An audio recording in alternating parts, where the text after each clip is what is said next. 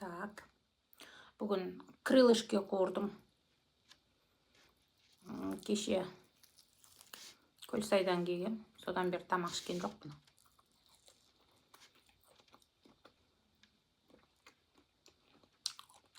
Сосын осы крылышкиді алдында алып қойғам, соны жарты ет салдым.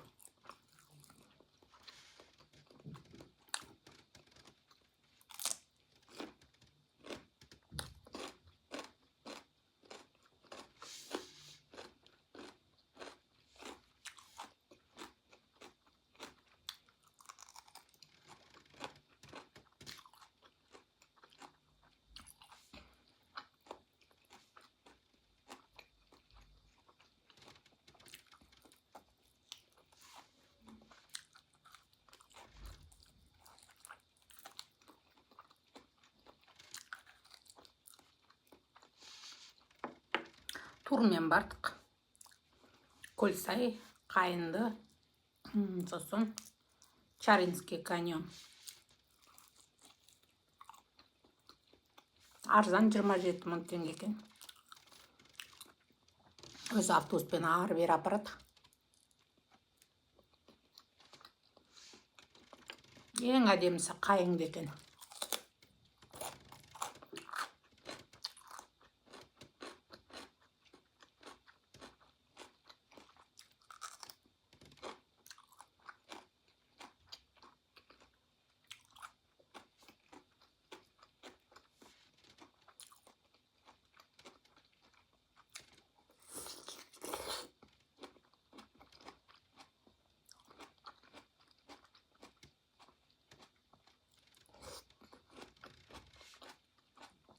Қайындыға барып көрдіңіздер ме?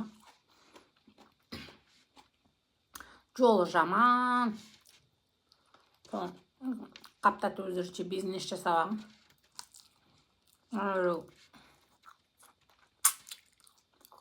Советский Союздағы пазиктарды сонымен тасиды.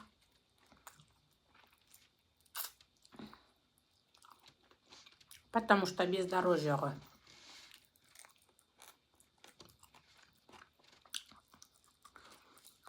Сон кейбірісі жаяу барады екен. Бірақ жаяу алыс.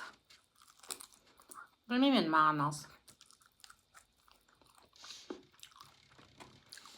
1-300 километр деді ғой деймін. Сон біз жаяу жүрмейді екенбіз да. Көбінесе иностранецтер жаяу жүреді екен.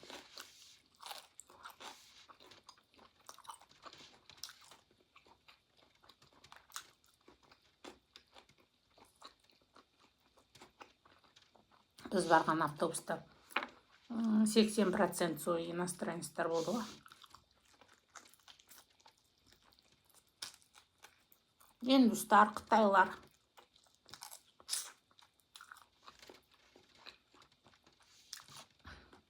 Біз андай обычный тур алдық. Короче, бір комнатада 6 адам жаттық қой.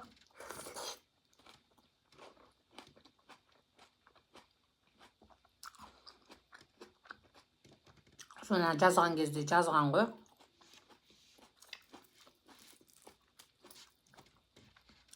Кім комфорт алғысы келеді деп. Сөйтсе ол комфортса. Например, біз 6-ымыз бір комнатада жаттық, сонан екінші комнатада типа двухместный сонысы комфорт екен. То же самое жуынбайсың. Міндеті қонжасың. Душевая сондай жоқ.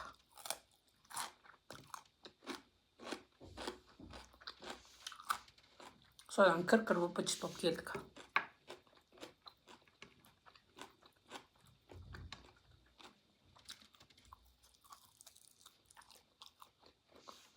Толған қытайлар мен индустар.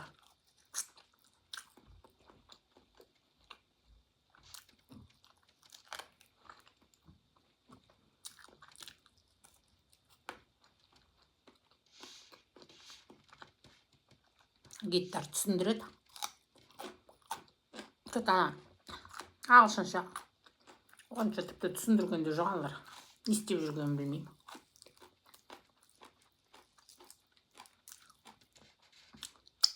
индустарды жақтырмайды екен олар. Гиттар. Бір жайбасар халық дейді. Мыжып кешке дейін кешігіп жүреді екен. Біз қазақтар кешігеміз дейміз ғой. Біздікі ерунда екен. Олар вообще кешеді. Наоборот, бізде қазақтар ол жерде пунктуальный дейді.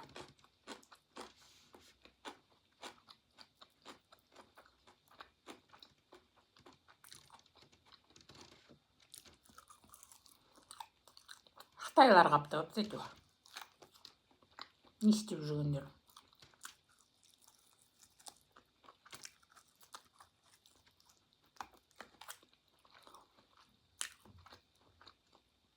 Бізде комнатада бір екі қыз жатты, біреусі Францияда, біреусі Америкаға қойдым. Біз жатқан жайский 6 адам жаттық дедім ғой сода. Жайский комнатада. Олар комфорт іздемейді. Жүре береді ғой.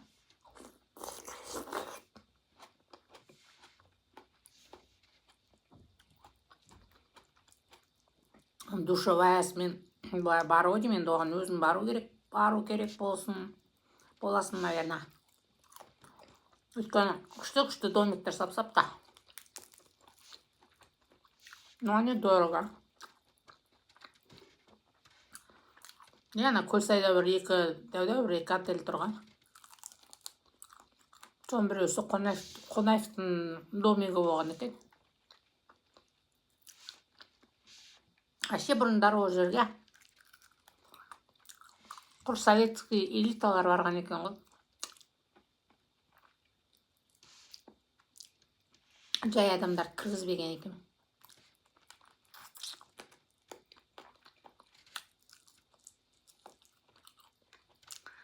Кейіннен бар ашылыпты ғой.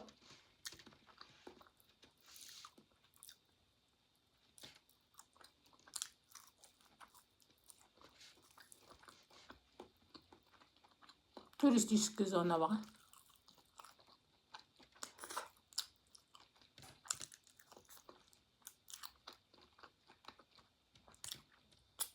Så яқтас. Біреу Франциядан, біреусі Америкадан қойдым. Біз енді ағылшынша білмейміз ғой. Әйтеуір гидпен сөйлесіп жүрген. Сонда айтты, біз сұраш дегенбіз.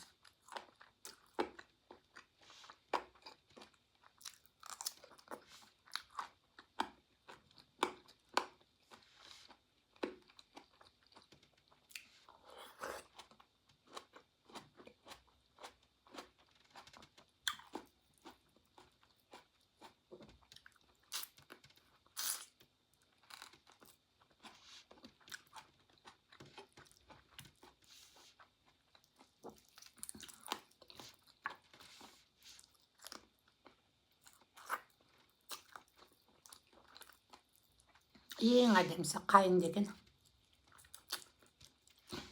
Судың цветі бирюзовый такой. Елдің бәрі баяғыда барып сасы біз енді ғана бардық.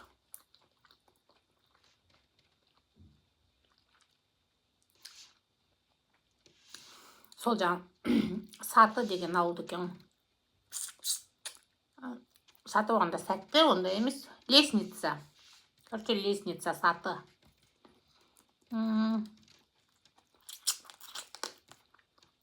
Осы Кеген ауданы екен.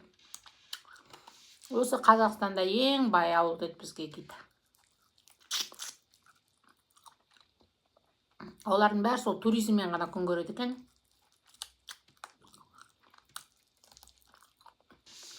Бұлардың бәрін Алматыда үйлері бар дейді. Ан жерге соқыр жұмыс жасауға барады екен. Летом. Жазда. Бірақ қысты күнде ол жерде туристер болады екен.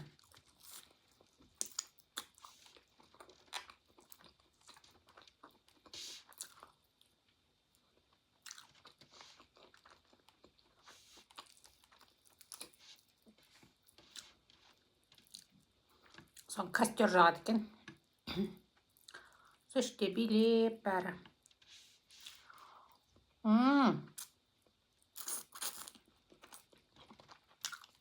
Сол Саты деген ауылда бір магазинге кіргізді, соны гидтермен.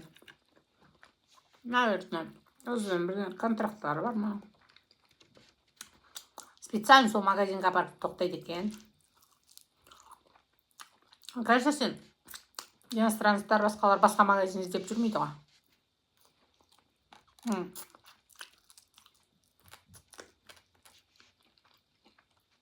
Ақшасын қосып сатады екен. Ана иностранецтер көбісі не алды ғой?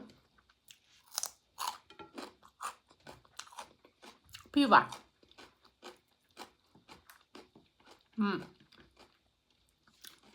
Олар біреу екеу алған жоқ, көптеп алды.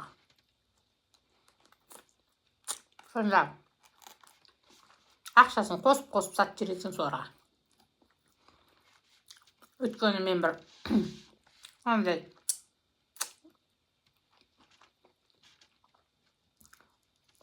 кішкентай бутылкадағы стеклянный бутылкадағы не бар ғой? Кола, соны ішем өзім.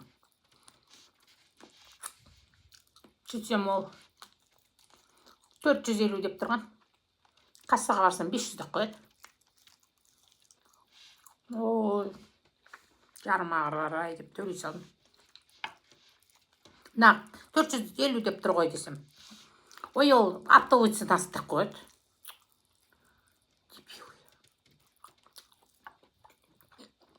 Ұяттар жоқ негізі біздің қазақтардың. Бізге солай сатып тұрып, представляю, ана иностранецтарға қалай сатып тұрған олардың.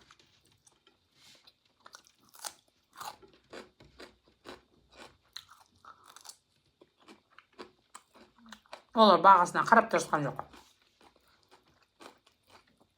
Бірақ енді ұят болу керек қой, өйтіп.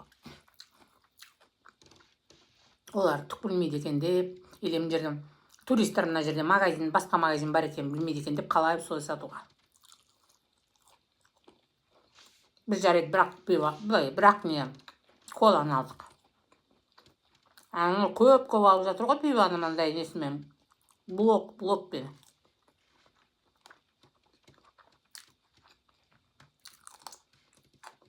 Байқұштар өлген.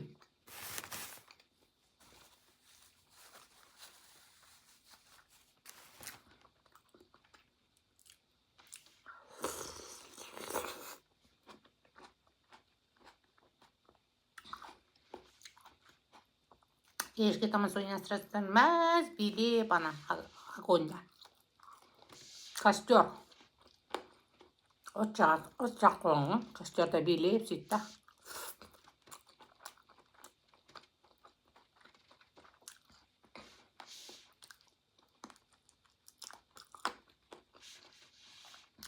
Ол бақыстарға ешкім ағылшынша түсіндіріп жатқан жоқ, гидтер.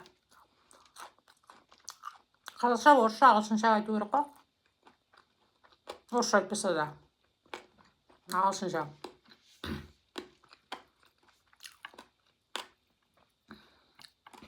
Айтқан жоқ. Орысша, қазақша. Оларға құр түсіңдер, қазір 15 минуттан кейін жиналамыз деген сөздерді ғана айтады. Салаңдап жүрді ғой әйтеуір олар. Біз сұрап аламыз ғой, бірдеме түсінбесек. Мынау не деп?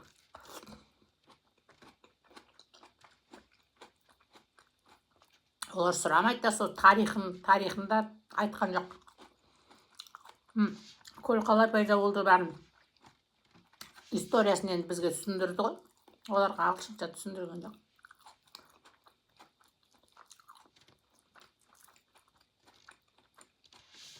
Мен соған жаным ашып кетті оларға.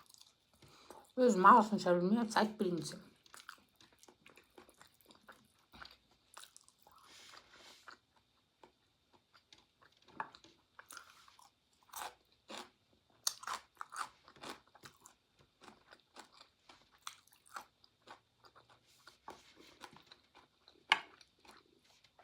Вообще мен ойланып қалдым осы, мен ғана ағылшынша білмеймін ба деп.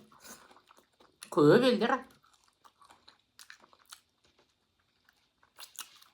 жаңағылармен сөйлескенде хотя бы жай сөздерді айтып жүр ғой. Сұрап. Мен сол жай сөзді білмейді екен ғой. Қызық. Қызық емес ужас қой. Вообще-то не ужас. Кетсінші мен олармен күнде сөйлесіп жүрмін ба?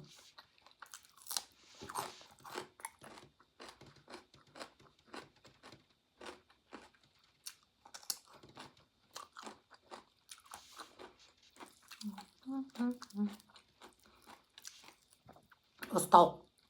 Елдер осы тауықтан да неше түр тамасы еді. Мынадан суп жасаса мен жүрегім айниды. Осылай қуырған күйінде ғана жеғым. Өте күнде емес.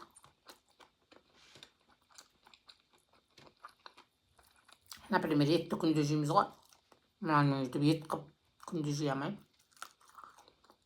Сағында ғана.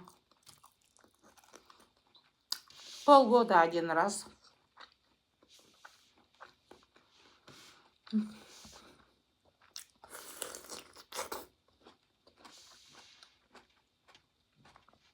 Қойсайдан түнде келгенбіз ғой. Енді ғана тамақ ішіп отырмын.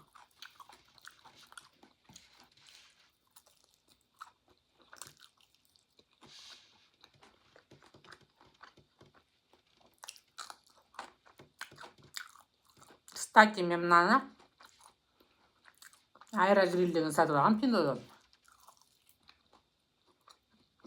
Соған бір дұрыс тамақ пісірамадым ғой. Білесіз, тоже етті пісірғам. Мынандай міне. Етті пісірсам. Мен пісқан жоқ деп қайта пісіра берсем күйіп кеткен ғой етін. Кәдімгідей қап-қара күйіп болып кеткен. Сонда мынаны да салдым оймен пісқісіп.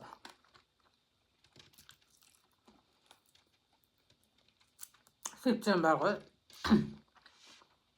Астыңғы жақтары бір түрлі сияқты, піспаған сияқты. Может, пісқан шығар, маған солай көрініп піспаған деп ойлаймын. Сол мен бұны жұлып әкеп сковородкаға қайтадан тушить еттім. Сенгем жоқ, анаған піспаған сияқты. Или оған бар ғой, құр каша-маша. Сондай пісіру керек па?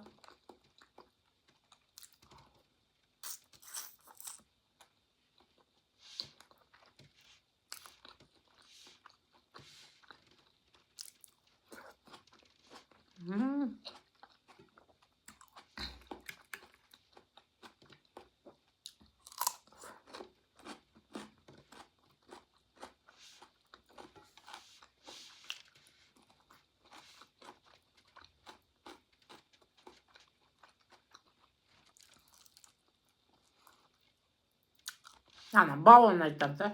Ой, бауы деп бұны. Бауы Алматы жақта ғой. Қойсай. Неменем, қаншама адам. Біз еще суббота воскресенье бардық. Адам көп. Суббота воскресенье вообще бармауға тырысыңыздар. Барсаңыздар, будни дни бару керек екен. Әне қайыққа отырайық десек, сол қайығы да. Адам көп қайықта.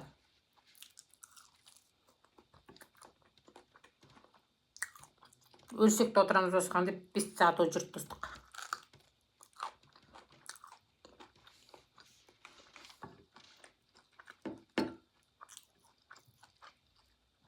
Сон бір байқағаным бар ғой.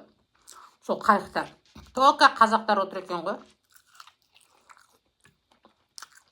Шетелдіктер отырмайды екен оны.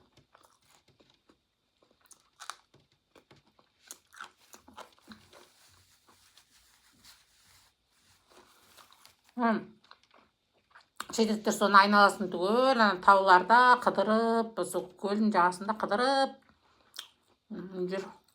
Жақта көлдің жағасында. Мынандай қорқынышта тік. Сон бізден келген біреулер отырған, ол Россиядан келген ба, білмеймін. Біздің қазақтарға, қазақский орыстарға онша ұқсамайды. Қарасам сол отыр қызыммен бірге. Бізден қаяқта кетіп бара жатқанбыз. Ойбай, сендер қалай шықтыңдар десем, тропинкамен келдік дейді. Соны қайық топырлаған қайықтың бәрінің үстінде біз өзіміз қазақтар отырмыз.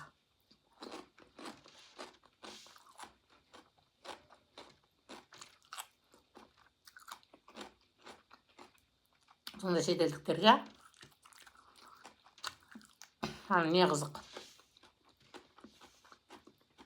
Природа қызық. Біз сияқты емес.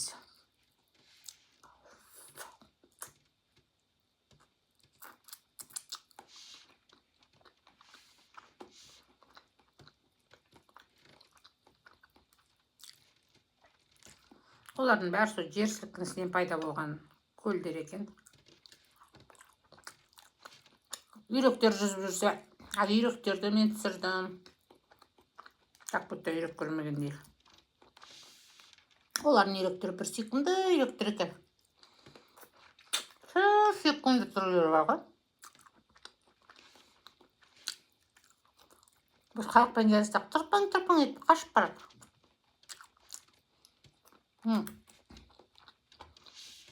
Бас кетеді екен деп.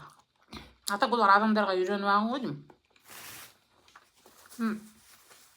Қайықтар жүр, олар да өздері қыдырып жүр ішінде. Көрдіңдер ме қандай ақылды үйректер? Светтері дайбат өздерінің. Қызылмен бір нәрсе араласқан, короче, светі.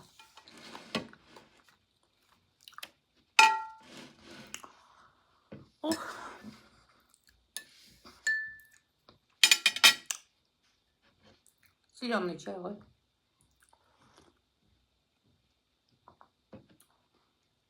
Тамақтан кейін ғой. Зеленый чай ішем, қорқыл кетеді. Ішкен тамақ.